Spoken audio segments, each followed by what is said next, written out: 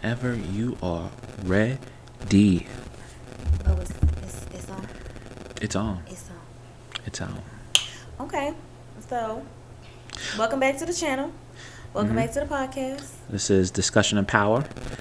I don't know how much discussion and power that we're going to do. Maybe when we talk about, like, the second topic. But we're going to just run through some current events right now.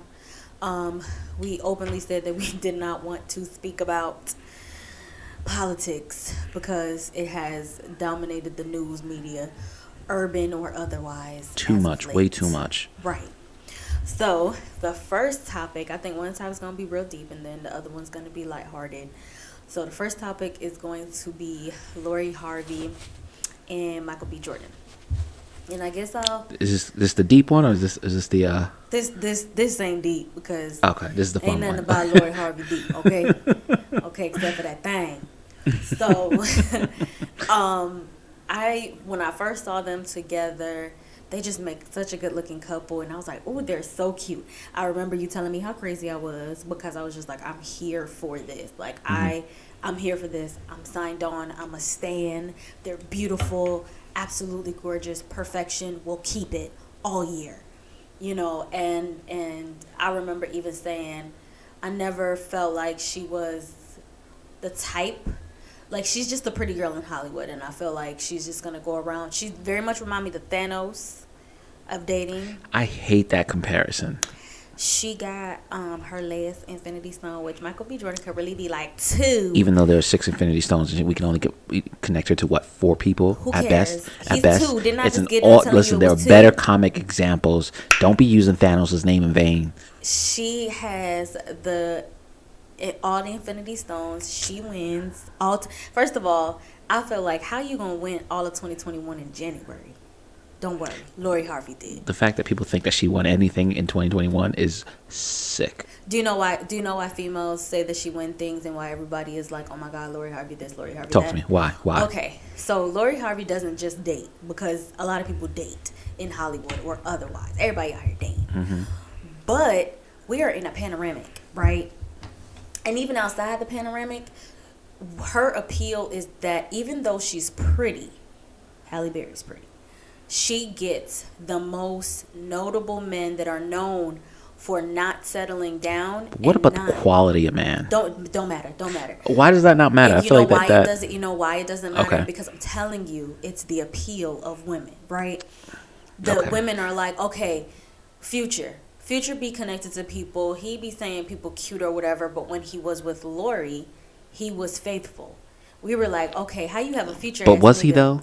Who cares? Okay. To the public, he didn't embarrass her. She gets men that are, for the most part, sometimes private. They kind of come from a different pool of stuff, right?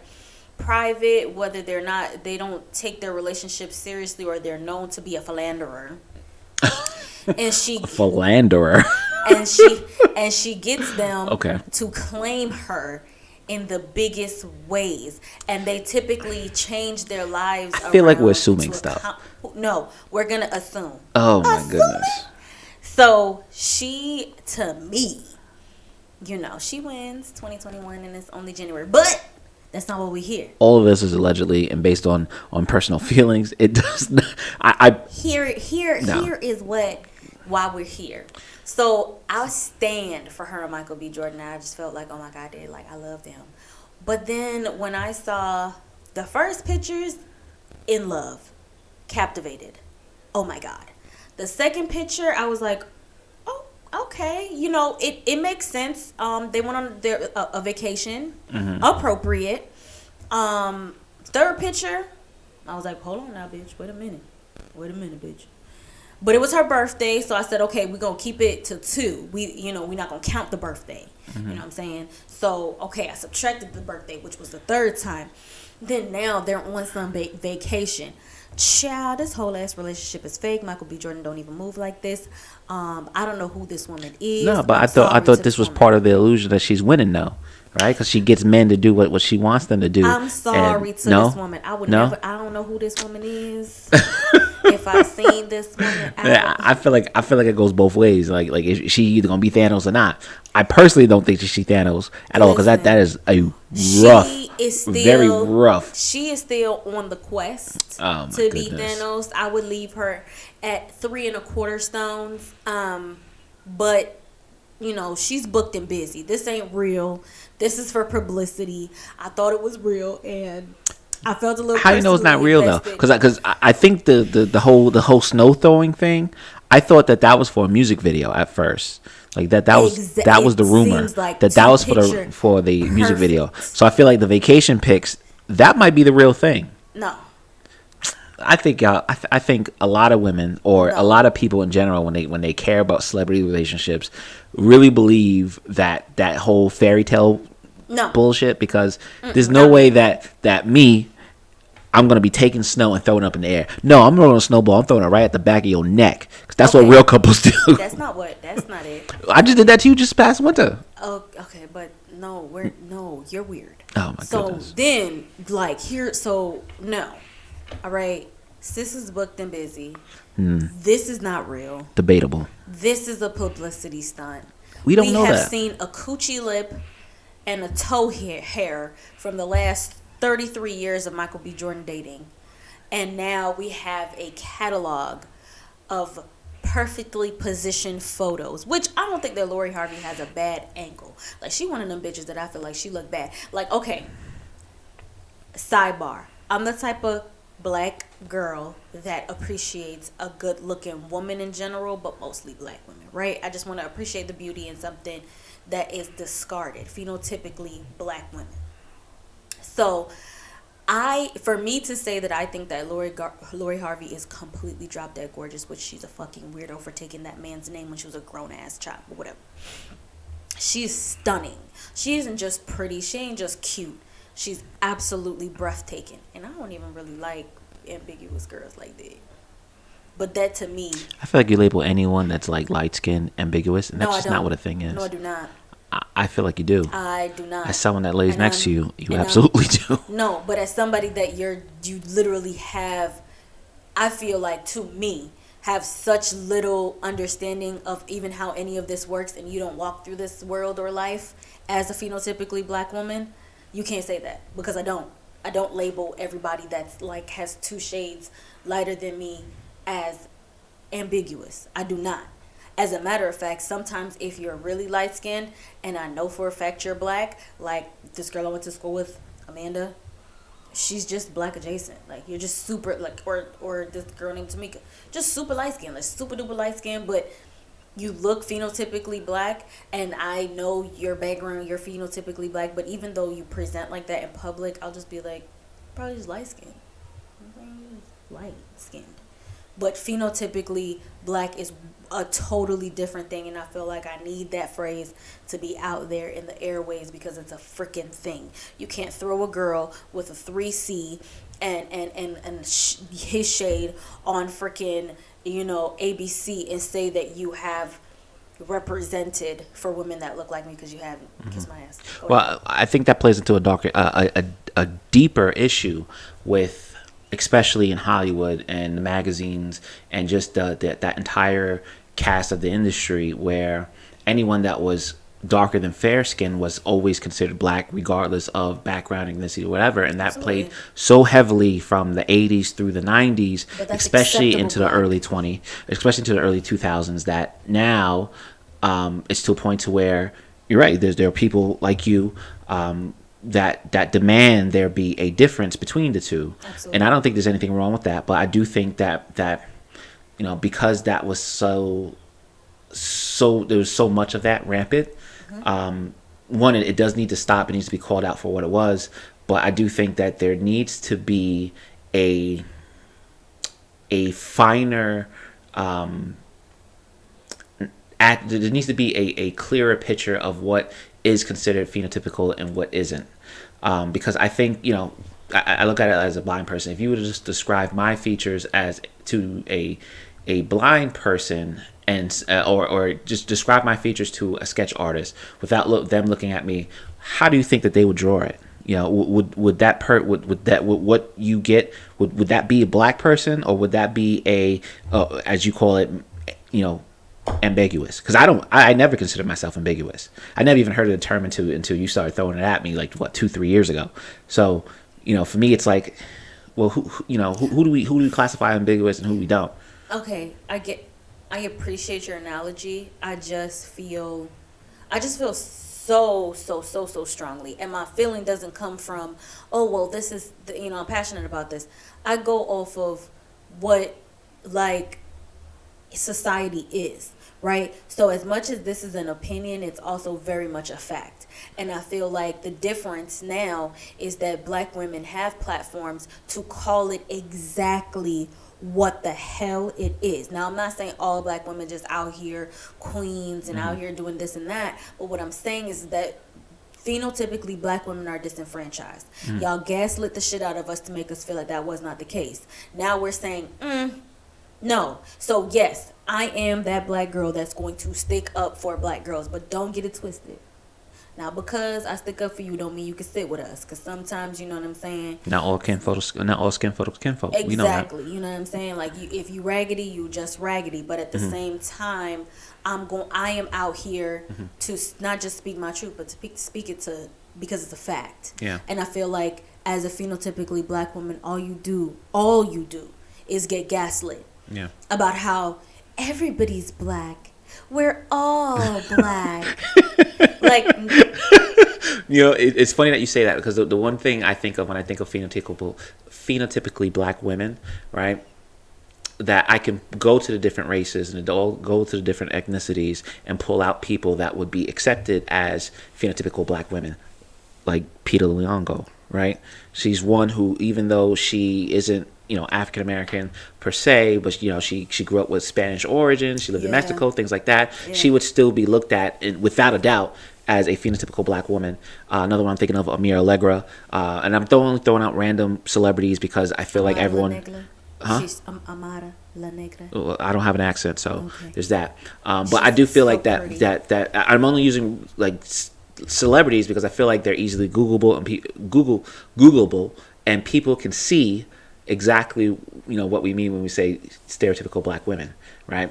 And phenotypical. What did I say? Stereotypical? Yeah. I am so sorry. But phenotypical black women.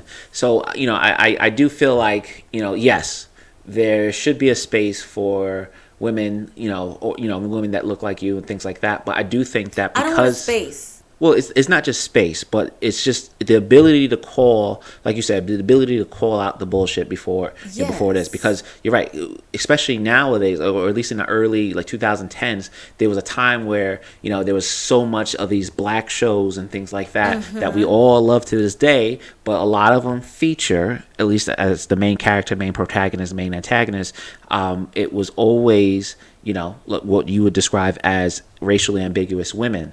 It's because they're marketable. Well, so don't get it twisted. Like a white woman. Let's understand that they're only marketable because white society says it's marketable. Absolutely. So let's not. But then white society has also evolved because it has. The population looks a little different. Yeah. So they can't just put Mary Sue that's blonde hair, blue eyes. We need to be careful when we say terms like marketable, because in this day and age, everyone is marketable regardless of skin tone.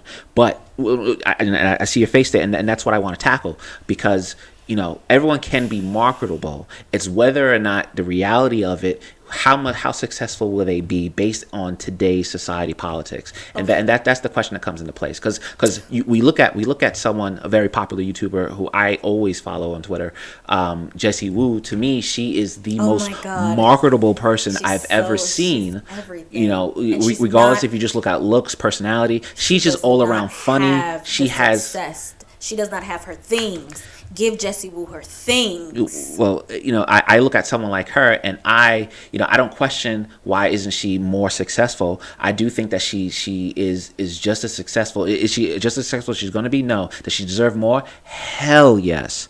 But we know that society plays a key role into it, and it's a shame. It shouldn't be like that. So when I hear black women say, you know, no, we need to start calling out and separating things and calling it what it is, I support that, But I also think that a lot of people aren't ready for that yet, and that's what worries me. And it's not my place to worry. I understand it's women's business, and I should stay out of women's things. I should, but I also think of the reality of certain things, to where, like a jessewoo can come in there, and I think she could stomp the shit out of a lot of people when it comes to talent and personality, and just all, like, she should be hosting at every single gig party that there should be. She's so good at everything. She's good at she's just good all around. Mm-hmm. But when I say that, I don't want jessewoo to have a space. I just want her to be seen everywhere as everyone else. Yep. You know what I'm saying? I want her to be marked. That's where this term marketable to me comes from, because it's like, that is the only reason why some of these females are out there. You know what I'm saying? Because when you put something on a phenotypically black woman, it is perceived as ghetto. Mm-hmm. Because that is what was sold even back in the days where they used to do the black face and the big red lips, or the mammy. Those are the only things that we're considered as. We're very much boxed. Yep. So I just want to be desirable. I want to be ghetto, sexy, educated, a geek, a nerd, somebody that does cosplay. I don't want black women to have spaces. I just don't want the reason why it needs to start with the space is because we need to talk about the conversations that you cannot slap a damn, you know what I'm saying, put some gel in a girl with 2C, 3C hair, mm-hmm. You know what I'm saying, 2 shades darker than a white person, and say that you have, met your quota for Yep. blackness, because you haven't. Yep. Yep. I just want you to be inclusive. And in order for you to be inclusive, I need to tell you explicitly what exclusivity looks like. Mm-hmm. Yeah, and for the most part, I do agree with that, because it only, like I said, it only ever twisted me a bit, and I say that because I can't think of another word, because it didn't bother me, that you say that. It doesn't bother me that you feel that way, but it twists me because I know how the main society will look at it. You know what I'm saying? We know that white society, and as soon as you start talking about inclusion and adding more black women, they name 2 or 3 of the main popular of the fling of the months, mm-hmm. and all of a sudden inclusivity, and we know it's not. And that's why we look at platforms like YouTube and Twitter and things like that, and they give a new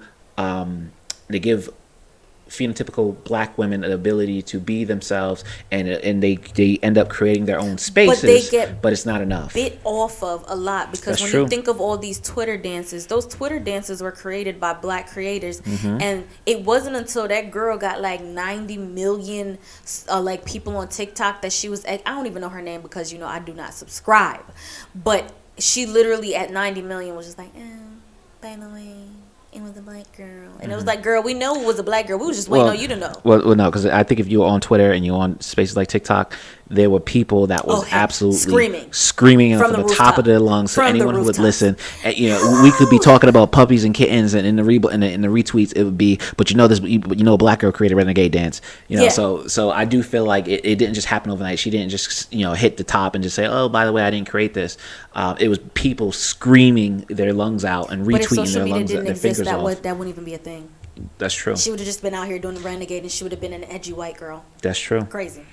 But no, I do. I think it's a good topic conversation that we'll probably have more and more as time goes on, because mm-hmm. I do think that as time, now with the how the panini has us all in the house and shit like that, everyone's relying on social media and these platforms. The panorama got us in a house like this. Yeah, it's ridiculous. It's ridiculous. Insane. Like no one told no one told us to be inside like this. But I do feel like, with everyone trying to be creative, and a lot of these companies and award shows trying to figure out what their next move is, mm-hmm. I do think it could grant some space to the jessewoo. And I look to other bigger content creators like the issaraes and things like that to actually reach out to the culture and pull these people and try to help elevate them. I know that kind of sounds like gatekeeping, and I know that gatekeeping in Hollywood and things like that is a completely different thing. I was about to get into it, but we already spiraled. But I do look at those people, the people that were actually in Hollywood, and the producers, the executive, the EPs, things like like that to reach out and pull those people I and elevate them. And I want to elevate issarae because since we spiral, we might as well touch on it. Lori Harvey, girl, you still cute. But I said what I said. Your relationship is fake, child. But my husband don't care, so we're just gonna keep moving on, spiraling. But I just feel that, for example, issarae, she does such a great job. She does so much for the culture. But I also want to get away from. Okay, I have a love-hate relationship with. Black women should support blacks should support blacks, right? And issarae is the meme queen where she says I'm rooting for everything black. But at the same time, it's just like Billie Eilish is allowed to be Billie Eilish. Ain't nobody telling Billie Eilish, girl, you should help all the white peoples across all the whole worlds. But every time a black creative gets notoriety, you are now put on this thermometer. Do you have enough blackness in your contact? Do you have enough blackness in your staff? Are you pulling up enough black people around you? Oh my God, you done got rich and you switched. Yeah. Oh my God, now you too Caucasian. You know what I'm saying? So it's like, but that type of burden does not fall on other races of content creators. Yeah, and when we talk about making content that looks for us by us, a lot of us interact with the majority of society, which doesn't always look like us. Like for me to run into another person that looks like me, or might be, or even a darker skin toner than me, it's I would say it's one in every 15 people. I can name all the black people within my organization that I work with in the 10 practices that I have. So for me, it's not. I don't like that critique either. Just how you said it bothers me as much as how we have to look at this one person who created this one great idea, and now we expect her to do or them to do any and everything black, but some people per are black, like that. for black. Some people are like that. Yeah. And if that is what you set out to be, do that, sis. Like, I'm here for you. I'm on your bandwagon. But if you're saying, I just want to create, I feel like it is my responsibility as another black woman to just want you to do that. I don't give a shit what it looks like. I don't care if you have 10 white girls up in here. If that is your vision, have it be your vision, because at the end of the day, like I said, I could pick somebody else. You know what I'm saying? Ain't nobody telling Iggy to go back to Australia and pull up all the other white rappers that are not rappers. Did nobody ever say that? You know what I'm saying? So why is it issarae's responsibility? Why does she have to do that? And it's not just her. It's literally across the culture, period. If you get any type of notoriety, you have a stopwatch. How long is this person going to take to pull up somebody from the same situation, or to elevate another black creator, or whatever the freak the case? It's just not fair. It's not fair for rappers, which is why rappers be going to jail and stuff like that. You know what I'm saying? Because they be staying around the same people trying to elevate. You know what I'm saying? It's just not fair. If that is what somebody chooses to do, that's fine. Which is why I don't like that Breonna Taylor stuff. Wait, I'm not done. Breonna Taylor did not sign up to be an activist. Okay, this girl just wanted to go to sleep, wake up the next day, go to school, eventually be a paramedic, and chill with her family and friends. She did not want to be a meme. She was not a social justice warrior. She did not want to be Malcolm X or Martin Luther King. Stop putting that girl out there. That is not her responsibility. She died in a tragic way, and I think her family should get justice. But stop making her the face of a movement. This girl just was trying to sleep. It's not fair. I ain't got nothing to add to that. I do. I have my own opinions on it. Not about Breonna Taylor specifically, but around the movements that we're seeing today. Because I think that there are a lot of injustices, and anyone that's a victim of injustices automatically become the face. And a lot of people, especially those in dominant society, they use that to they use that person or that image to then disregard the actual meaning of the movement. Because I mean, let's be clear. Everyone has the ability to actually Google what Black Lives Matter means and what all these activists are for, and the definition of police brutality and what it actually happens to. And police brutality against unarmed civilians, unarmed black men and women, and also bad police work, period, happens every day. And the fact that it actually results into lives being lost is an issue. So we should be reminded of all the victims of police brutality and police violence, unprovoked.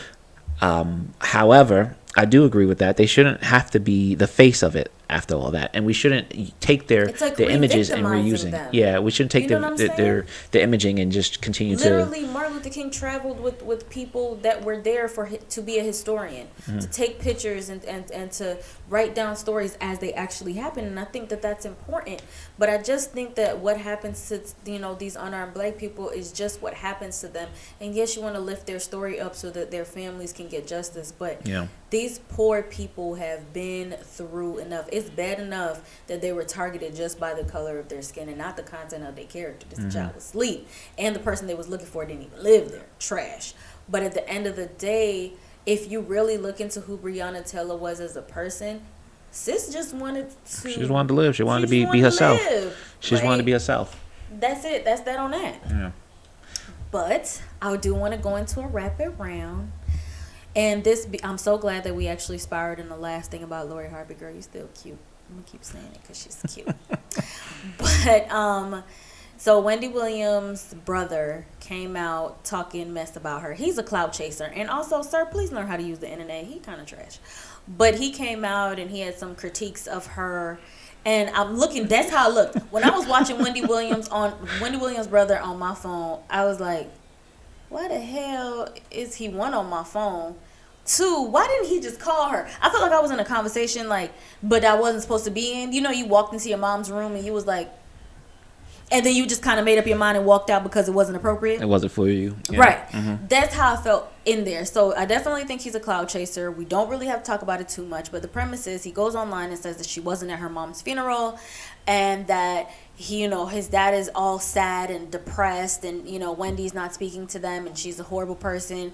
She was down to the Olive Gardens eating and the mama was, a casket shop down to the funeral home, that was down to the funeral. And wasn't nobody there. Wendy said, no, ma'am.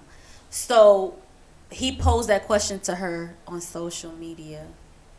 So then Wendy Williams, the clapback queen, comes back and says, oh, shut up, boy, you ugly, and you be wearing dresses, and you punch somebody in the head at the funeral, and that's why you out here, you trying to get clout off of me. Wendy Williams, I feel like you need to actually put what she said because she did. She said, Wendy Williams said, look at my dress, Tommy. You would like that dress, Tommy. I know you would like that dress, Tommy. Don't let me start telling these people what you do. What do you think that is? That's literally what she did for Yeah, but you gotta say when you paraphrase. You can't just be saying Wendy Williams that's said what she this. said. Wendy Williams said, I was down to the funeral. Tommy punched somebody down in the head, bust their head to the white meat. My mama was in a casket looking casket sharp. My daddy's okay. My son is fine. My ex is trifling. And I'm just trying to live my life. Okay? So that's what she said. But I feel like had she not said that on a syndicated television show, nobody would have known who Tommy was. I knew who Tommy was because I lurk in the YouTube streets. So I knew who he was. But no, other than a couple thousand people, nobody would have known what he was. I just feel like he played himself. You trying to look for clout off your sister, it's actually really sad because your mama died. Like, that's trash. So, I mean, there's really nothing to talk about because I don't really need hurt people hurt people. I do think that hurt people, but I cannot, other than the fact that he's clout chasing, I don't really would know what a motive for this would be because I feel like Wendy Williams be going through so much. Listen, not all skin folk or your kin. Or not all. That's her whole ass brother. Hey, not all of them are like they in a kinfolk. 2-parent household. Not all of them are kinfolk. That's crazy. Come on now, you know our models' blood don't matter. I get that. Mm-hmm. Shameless plug. But at the same time, I don't know. I don't know. But we've experienced, Armand and I have experienced a funeral not so long ago, and it was ghetto. Funerals are ghetto. It was ghetto. Yeah, it's all the emotions around it. That's real. It's definitely the emotions around it. And maybe we'll get into that at a later date, like how that actually looks. But when I saw this, the reason why I really, really wanted to touch on it, just to tell Tommy, you trash, trifling. But at the same time, I was laughing because I was telling Victor, he be on the podcast sometimes. I was telling Victor, he was like, oh, that's crazy. And then I was like, but did you remember our experience? Should I go back? And he was like, oh, yeah, that's crazy. I said, yes, funerals are ghetto. I know you want to judge them because she's on TV. It's not about judging. It's just, there's a lot going on. Like you said, the emotions are high. Everyone's feeling how they're feeling. Last thing you want to do is thinking about putting your hands on people. But at the same time, you're right. At the same time, you know what you're I'm right. saying? You get lumped up. So I just think that it's terrible to see family go through this, but being that it had been so close, to what we had experienced, I just feel like it's not nice. It is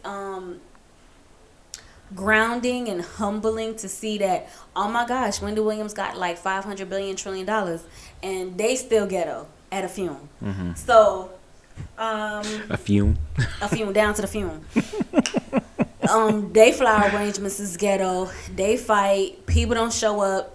You know what I'm saying? Because you know what I'm saying. We've had all of those elements. Oh, somebody don't show up. Oh, somebody want to fight. Ooh, arguments. So it's like you see that even at the top 1% or earners or the people with the most notoriety, they're just people. Because Tommy was down to the fume. That's true.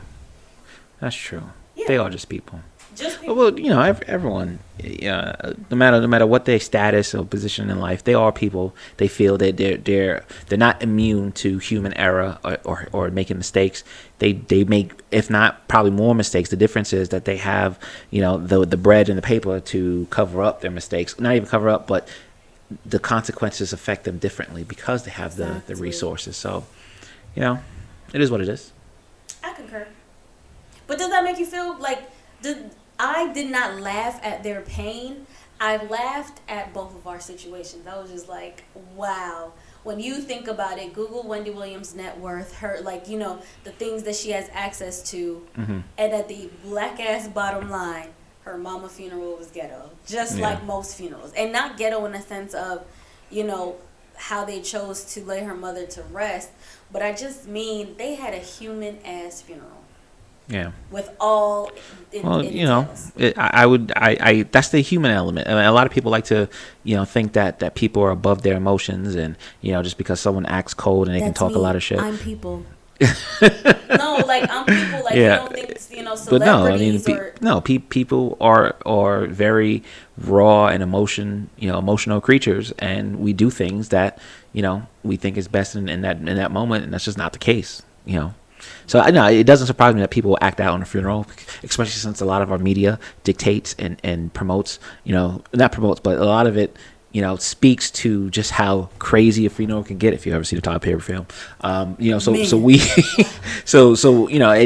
doesn't, and even like his art pulls from somewhere, like something like that happened and right. he witnessed it or knows someone that witnessed something like that. So no, it doesn't surprise me that people act out and try to be all crazy and shit. And I keep having to reiterate, I didn't feel good about what transpired at Wendy Williams' mother's funeral, but to hear a little bit of behind the scenes, I'm like, damn, they really just like us in the middle of a panoramic. They're really just a regular family being a family, like ugly, good, bad, because celebrities brush it up and you don't get to see the abrasive side of what they go through, and literally everything that has come out allegedly about her mom's services we experienced. So I'm like, oh my god, child, it's ghetto. It was ghetto. All right, what else you got? That's it. It was just two. Lori Harvey, girl, you still beautiful, but your relationship fake, girl. Your relationship ain't fake. She's so cute. How would you know they fake? It's all fake. First of all, like I said, Lori got all the good angles. She's Stop. So beautiful. Stop but it. Stop the pictures are so fake. You hating. I think y'all are hating. I'm actually not. I really wish I really was going to go down to the H&M and get me a frock to go to their wedding service. Like, I was really excited. But then after I kind of summed up all of the women that Michael B. Jordan has been connected to, and I've only ever seen a baby toe and a left labia, I feel like, no. A left labia from who? That's what I'm saying. We don't know nothing about nothing that this man do. This man is a creepy crawler of Hollywood. He be around here laying dick You like giving him Tic Tacs. you giving him a bad rap. I think he just be wanting to stay to himself. He likes to play video games. Come on, man. No, he lay dick Come like on, Tic man. Tacs out here. He watches And anime. no, Come doesn't. on, man. Yes, he do. He absolutely does. He watches anime. He has a mustache. That's a flavor saver. That nigga is nasty. Yo, but he got a Steve Harvey mustache. That's what I'm saying. So they not. Cut it out. They not Cut together. it out. But it was cute for when I thought it was, and I was gonna stand for them, and you know what I'm saying. I was gonna stalk them online, but I decided against it because it's Hater. so fake. Lori, you're booked and busy, girl. But damn, I wish I would have had a real relationship. Damn. That's it for our discussion of power. Remember, That's it. not all skinfolk or your kinfolk, and even your kinfolk will hurt you, because blood don't matter.